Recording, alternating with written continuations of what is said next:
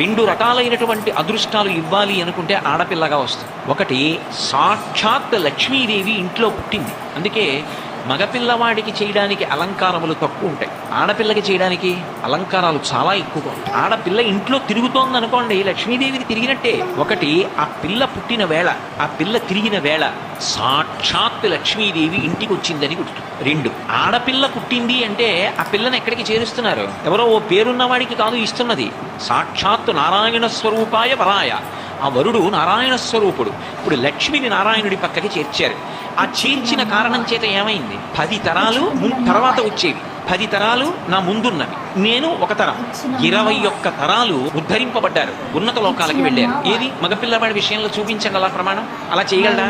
సాధ్యం కాదు. అమ్మవారు అనుగ్రహిస్తే ఆ తల్లి, వీళ్ళని నేను విశేషమైనటువంటి ఫలితము చేత సత్కరించాలనుకుంటున్నాను అనుకుంటే ఆడపిల్లగా వస్తుంది.